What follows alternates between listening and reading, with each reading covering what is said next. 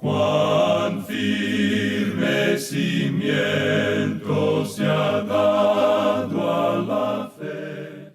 A través de la Biblia, un análisis de la Biblia libro por libro que le ayudará a crecer espiritualmente. Estos estudios fueron diseñados por el Dr. J. Vernon McGee. Acompáñenos en este fascinante recorrido a través de la Biblia. La palabra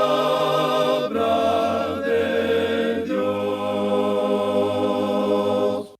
Bienvenidos a Través de la Biblia, el programa donde conocemos a Dios en su palabra. Soy su anfitrión, Heiel Ortiz, y estamos en un recorrido a través de la palabra de Dios desde Génesis hasta Apocalipsis, y damos gracias al Señor que hoy, en este año 2023, estamos celebrando 50 años del programa en español. Este año 2023 es nuestro año aniversario. Hoy comenzamos nuestro estudio en el maravilloso libro de Filipenses del Nuevo Testamento, un libro que es realmente una carta.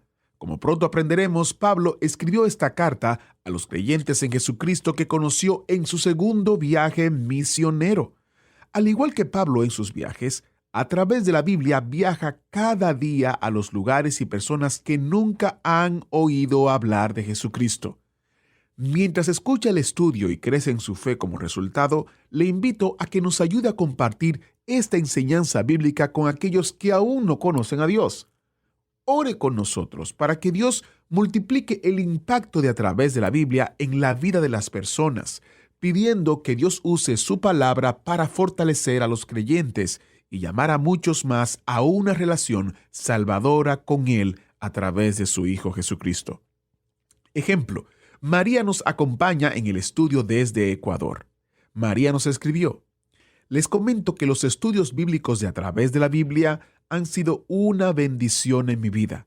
Me han permitido conocer más a nuestro amado Padre Dios y compartir con otras personas de esta bendición.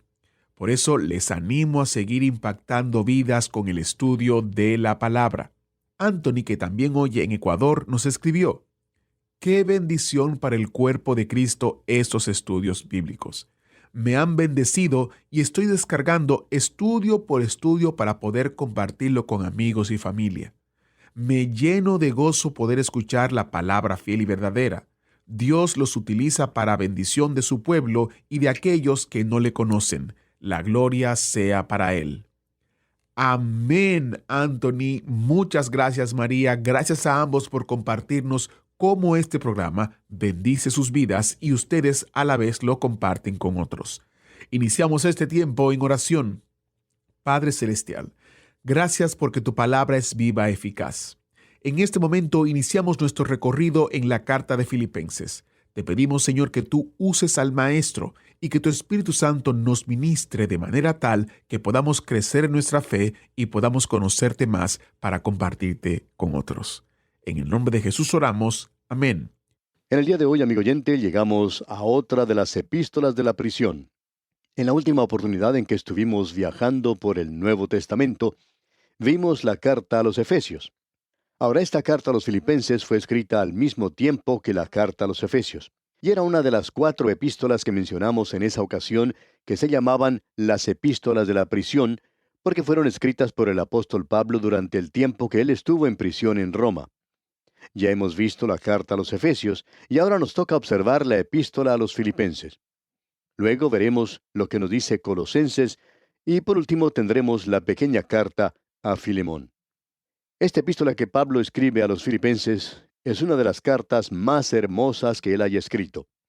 No tiene ninguna crítica contra la iglesia de Filipos, y parece que las cosas andaban muy bien en ese lugar. Él tenía una relación muy personal, cercana, podríamos decir íntima, con esta gente. Si nos atenemos a lo que dice esta epístola, Pablo se sentía más cercano a la iglesia de Filipos que a cualquiera otra iglesia que él fundó. Y las personas en Filipos parecen haberle amado a él mucho más que cualquier otra iglesia. Y como resultado, tenemos esta carta que es algo selecto. Pablo visitó Filipos durante su segundo viaje misionero. Usted recordará que Pablo y Bernabé habían tenido una división a causa de la diferencia de opinión en cuanto a Juan Marcos. Pablo más adelante cambió su punto de vista en cuanto a Juan Marcos, y entonces pudo decir de él: toma a Marcos y tráele contigo, porque me es útil para el ministerio.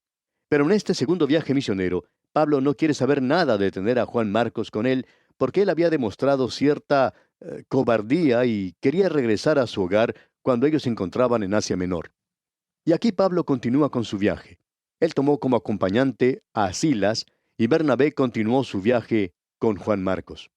Luego Pablo fue a visitar a los Gálatas y a las iglesias que él había fundado durante su primer viaje misionero.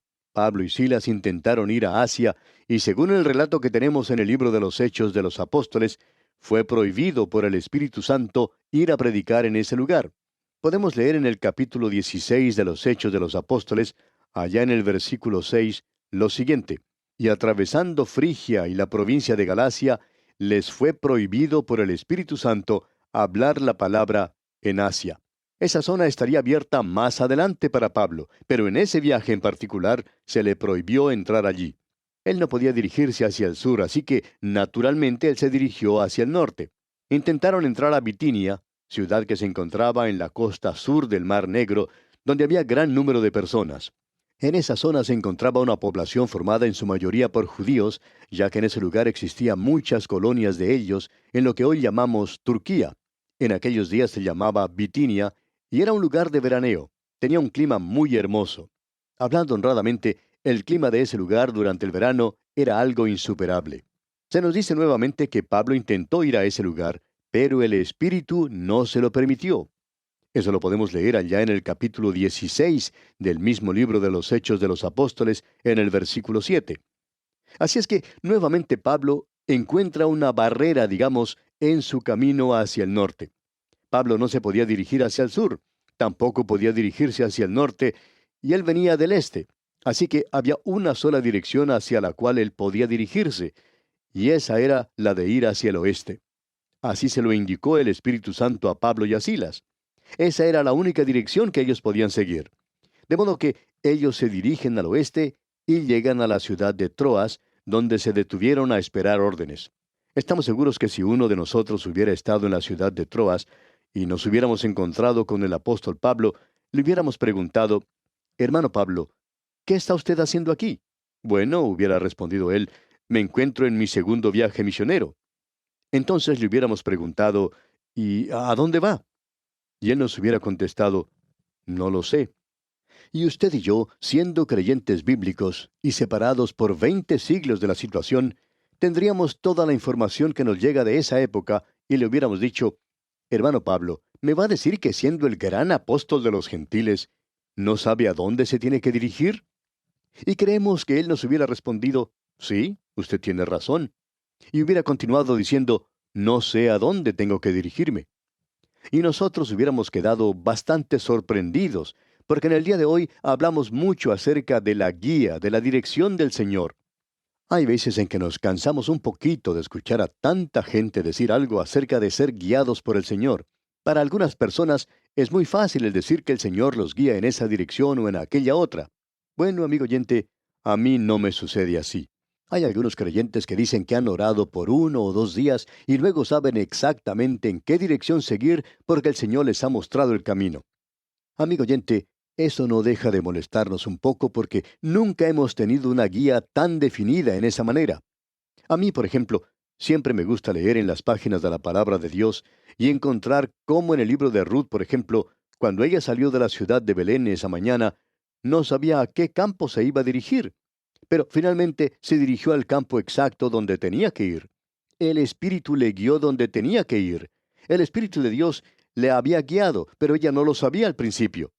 Y Pablo aquí no sabía tampoco dónde ir, y nosotros podemos estar en esa posición muy a menudo. Pablo está esperando aquí recibir órdenes. Y luego Pablo tiene una visión de un varón de Macedonia. Este hombre estaba de pie y le rogaba diciendo: pasa a Macedonia y ayúdanos. Y eso era lo que hacía falta para que Pablo saliera de Asia Menor, que en ese entonces era el centro del Imperio Romano. En realidad, la cultura griega se había pasado a lo que hoy conocemos como Asia Menor, la Turquía moderna.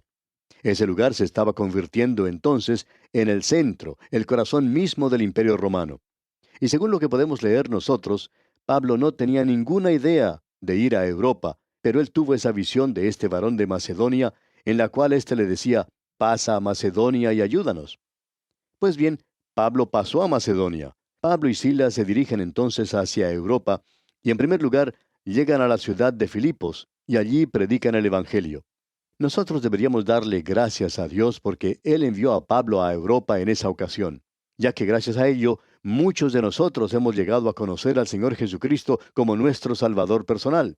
Algunos que no tienen pura sangre criolla, digamos, descienden de familias europeas y a ellos se les predicó el Evangelio antes que a los residentes en América. Así es que, gracias al viaje de Pablo a Europa, algunos de nuestros antepasados llegaron a conocer el Evangelio, y es así como les llegó la palabra de Dios a ellos. Por tanto, estamos agradecidos por ese viaje que Pablo realizó a Europa. Llegó entonces Pablo a Filipos. Ese fue el punto de partida, pues allí comenzó su ministerio. Al llegar a Filipos, quizá él se desilusionó un poco, ya que él descubrió que ese varón de Macedonia en realidad era una mujer llamada Lidia, que había llegado a ese lugar procedente de Tiatira, y ella era vendedora de púrpura. Una mujer de negocios, y aparentemente ella estaba haciendo lo posible por abrir una sucursal en la ciudad de Filipos. Ella estaba en una reunión de oración que tenía lugar a orillas del río. No sabemos cuánto tuvo que ver esa reunión de oración con el viaje de Pablo, motivado por el Espíritu de Dios, pero estamos seguros que algo tuvo que ver. Esa mujer Lidia, pues, fue la primera persona convertida en Europa. Sabemos que después se convirtió el carcelero de Filipos, un hombre bastante brusco, rudo. Si no hubiera sido así, pues no hubiera tenido esa clase de trabajo. Y él y su familia fueron guiados a Cristo. Y hubo otros muchos que llegaron al conocimiento de la salvación por Cristo Jesús. Así es que esta iglesia ocupaba un lugar bastante especial en el corazón de Pablo. Esta gente lo seguía a él durante todos sus viajes misioneros. Estaban interesados en lo que él hacía. Ellos le amaban y Pablo les amaba a ellos también. A esta iglesia fue a la cual Pablo dijo: «Doy gracias a mi Dios siempre que me acuerdo de vosotros». Él no dijo eso a los creyentes de Corinto, tampoco lo dijo a aquellos que estaban en Galacia, pero sí lo dijo a los creyentes que se encontraban aquí en Filipos. Él les está diciendo a ellos que cada vez que alguien le hace recordar de estos creyentes, él da gracias a Dios por ellos. Estas eran personas, pues, maravillosas, y Pablo les amaba en gran manera, y ellos también le amaban a él. Ahora, esos creyentes perdieron de vista a Pablo por algún tiempo cuando él fue arrestado en Jerusalén, y por 2 años no sabían lo que le había ocurrido. Luego se enteraron que Pablo estaba en la cárcel en Roma. Ellos se sintieron muy conmovidos por esto. Estamos seguros que enseguida organizaron una reunión de oración y recibieron una ofrenda para enviarla al apóstol Pablo. Ellos le hicieron llegar su simpatía y también enviaron como mensajero a su propio pastor, Epafrodito. Él llega donde está Pablo, llevando la ofrenda de ellos y el mensaje. De modo que Pablo escribe esta epístola a los filipenses a modo de nota de agradecimiento. Él no tiene ninguna doctrina que corregir como lo tuvo que hacer en la carta a los Gálatas. Tampoco tiene ningún problema de conducta que corregir, como tuvo que hacerlo con los de Corinto. Es una hermosa carta y su tema es la experiencia cristiana. Ahora, esto no quiere decir que usted y yo experimentamos todo aquí, sino que quiere decir que nosotros deberíamos experimentar todo aquí. Y estamos seguros que cuando Epafrodito llegó, Pablo le preguntó: «¿Cómo andan las cosas en la iglesia de Filipos?». A lo cual Epafrodito respondió: «Bueno, las cosas marchan muy bien por allá». Luego Pablo dice: «¿Están teniendo ustedes alguna clase de problemas?». «Bueno», dijo Epafrodito, «tenemos un problema pequeño». Y este era el problema. Había 2 mujeres en la iglesia que no querían hablar la una con la otra. Tenían un pequeño problema. Pablo no se ocupó de eso sino hasta cuando uno llega allá al capítulo 4 y el versículo 2, donde dice: «Ruego a Evodia y a Síntique que sean de un mismo sentir en el Señor». Estas 2 mujeres no eran de un mismo pensar y tenían alguna clase de problema, alguna dificultad. Siempre nos hemos preguntado lo que esto podría haber sido. Quizá podría haber ocurrido algo como lo siguiente. La señora Evodia quizá era la presidente de la sociedad misionera, digamos, y la señora Síntique podría haber sido la presidente del coro. Y ambos grupos pensaban que cierta noche tenían la iglesia para realizar sus propias actividades. Hubo cierta confusión acerca de la fecha y ambos grupos llegaron al mismo tiempo. Entonces la señora Evodia le dijo a la señora Sintique lo que ella pensaba, y luego la otra le replicó de la misma manera. Ellas quizá pensaban de la misma manera, pero estaban dirigiéndose en caminos un poco diferentes, ¿ve usted? Así es que estas dos mujeres eran un poco frías la una con la otra. Quizá eso fue lo que ocurrió allí. Parece que no era nada serio. Así es que Pablo dice, ruego a Evodia y a Sintique que sean de un mismo sentir en el Señor. Eso aparentemente era lo único que andaba mal. Más adelante, en ese mismo capítulo, Pablo les agradece por su ofrenda. Pero de lo que él escribe en la carta es acerca de la experiencia cristiana. Ahora, en el capítulo 1 de esta epístola a los Filipenses, encontramos la filosofía de la experiencia cristiana, o la podríamos llamar del vivir cristiano. Y eso me gusta más. Tenemos la filosofía del vivir cristiano. Luego, en el capítulo 2, encontramos la norma del vivir cristiano. En el capítulo 3 tenemos el premio o el galardón por el vivir cristiano. Y luego en el capítulo 4 encontramos el poder para el vivir cristiano. Así es que tenemos ante nosotros una epístola maravillosa. Y es una de las epístolas de la prisión que llevó de regreso Epafrodito a la iglesia de Filipos. En el día de hoy queremos por lo menos asomarnos al umbral de esta epístola y encontramos, como ya hemos dicho en el capítulo 1, la filosofía para el vivir cristiano. En los primeros 2 versículos tenemos la introducción a la epístola. En los versículos 3 al 11 encontramos el sentimiento tierno del apóstol Pablo para con los creyentes de Filipos. No hay nada que se asemeje a esto. Uno puede encontrar que Pablo tiene un interés verdadero y amor para con las otras iglesias, pero no hay nada que se parezca a lo que se menciona en esta carta. Luego, en los versículos 12 al 20, encontramos que la prisión y la aflicción hacen progresar el Evangelio. Y luego, en los versículos 21 al 30, tenemos una sección que podríamos titular Por vida o por muerte. Debemos decir que esta es una maravillosa epístola, esta que tenemos ante nosotros. No vamos a estar sentados en los lugares celestiales como ocurrió al principio de la epístola a los Efesios, sino que lo que vamos a encontrar aquí es algo que podemos aplicar en nuestra vida diaria. Aquí tenemos algo que es bueno para su vecindario y el mío, para su iglesia y la mía. Comencemos pues a leer lo que dice el versículo 1 para poder pasar algún tiempo en esta epístola y saborear así algo de la dulzura que en ella encontramos. El versículo 1 del capítulo 1 de la epístola a los Filipenses dice, Pablo y Timoteo, siervos de Jesucristo, a todos los santos en Cristo Jesús que están en Filipos, con los obispos y diáconos. Esto es algo realmente maravilloso. Comienza diciendo que es Pablo y Timoteo.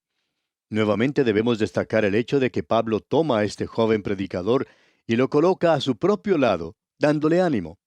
Este joven es Timoteo. Pablo le amaba y él lo llamaba su hijo en el Señor, y estaba interesado en su progreso. Hay algunos predicadores que han tenido el privilegio de guiar a muchas personas, jóvenes en particular, a los pies del Señor. Y eso es algo maravilloso, que ellos piensan que estos convertidos son algo así como sus propios hijos. Y hay algunos que tienen esos hijos espirituales por todas partes del mundo y los pueden amar en el Señor. Opinamos que lo que el apóstol Pablo hace aquí es algo maravilloso, el de colocar a este joven predicador a su propio lado. El nombre de Pablo nos ha llegado a través de los siglos, y donde quiera que usted escuche algo acerca de Pablo, usted también va a escuchar algo acerca de Timoteo. Pablo tuvo mucho cuidado que eso fuera así. ¿Y cuán maravilloso es eso, amigo oyente? Pablo se llama a sí mismo y a Timoteo siervos de Jesucristo.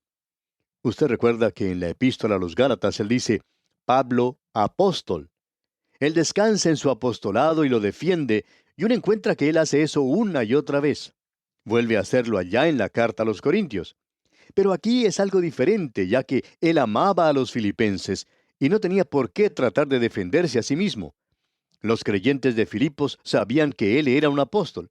Todos ellos habían sido guiados a los pies del Señor por Pablo mismo. Y entonces Pablo comienza, Pablo y Timoteo, siervos de Jesucristo. Y él ocupa este humilde lugar, el lugar que le pertenecía. Luego él sigue diciendo, a todos los santos. Él no está escribiendo a una pequeña camarilla en la iglesia de Filipos. no está escribiendo al grupo de la señora Sintique o al grupo de la señora Evodia. Él está escribiendo a todos los santos y cada creyente es un santo. En realidad debemos decir que la familia humana está dividida en simplemente dos grupos, los santos y los que no lo son. Los santos son los creyentes en Cristo Jesús. Y no son santos debido a su conducta, sino gracias a la posición que ocupan en Cristo Jesús, lo que quiere decir sencillamente lo siguiente. Santo quiere decir separado para el uso de Dios, aquello que pertenece a Dios. Esos viejos utensilios que se encontraban en el tabernáculo eran llamados vasos santos, y estaban muy usados y gastados. No parecían cosas santas, pero sí lo eran. ¿Por qué? Porque habían sido separados para el uso de Dios, y eso tiene que ser la posición de cada hijo de Dios, separado para el uso de Dios. Y Pablo se dirige a ellos diciéndoles, a todos los santos. Ahora ellos están en Cristo Jesús. Hemos dedicado mucho tiempo a esa palabra, así que no vamos a dedicar tiempo para ello en este día, pero ¿qué es lo que quiere decir el ser salvos? Bueno, quiere decir el estar en Cristo Jesús, y uno llega a ocupar ese lugar por medio de la fe en Cristo. El Espíritu Santo lo bautiza a usted en el cuerpo de Cristo, y usted es colocado entonces en Cristo por medio del Espíritu de Dios, por lo que conocemos como el bautismo. Ahora, estos creyentes aquí están en Cristo Jesús, pero estaban en Filipos. Y en realidad no importa dónde estos creyentes estén. No interesa dónde esté usted, amigo oyente.